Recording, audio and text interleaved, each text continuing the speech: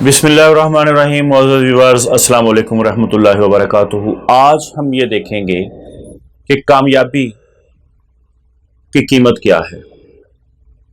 जिंदगी भर हम सोचते रहते हैं कि वो कौन सी चीज़ है जिसकी वजह से हम कामयाब नहीं हो पाते।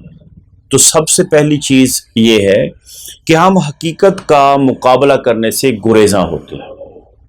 दूसरी चीज़, जब अल्लाह और उसके रसूल का नुमाइंदा सदा दे रहा होता है कि हय्या अलल फलाह, आ जाओ फलाह की तरफ, आ जाओ कामयाबी की तरफ, तो हम अपने कामों में मशगूल रहते हैं, अल्लाह और उसके रसूल के नुमाइंदे की हुक्म को पसे पुश डाल देते हैं। तीसरी चीज़ ये है कि कामयाबी की कीमत हमेशा यकमुश्त अदा करनी पड़ती है। कामयाबी की कीमत के लिए अक़सात नहीं होती, किस्तों में नहीं दी जाती, बल्कि यकमुश्त अदा की जाती है। चौथी चीज़ ये है कि जो कामयाबी अचानक मिल जाए वो कामयाबी नहीं होती।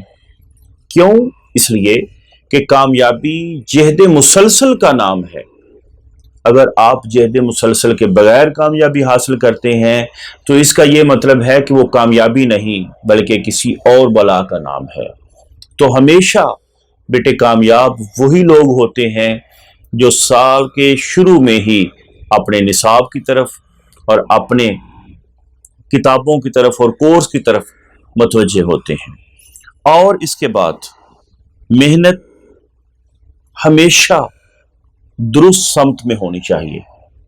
मुमकिन है आपके अंदर एक अच्छा आर्टिस्ट मौजूद हो, मुमकिन है आपके अंदर एक अच्छा डॉक्टर मौजूद हो और आप इंजीनियर बनना चाहते हो, मुमकिन है कि आपके अंदर अच्छा इंजीनियर मौजूद हो और आप डॉक्टरेट करना चाहते हो।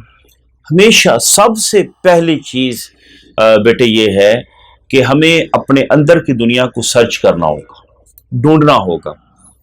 कभी भी ख्वाहिशात के पीछे ना पड़े, अपने जहनी रुझानात को देखें। दोस्ती के पीछे अपने डिसिप्लिन को मुंतखब ना करें।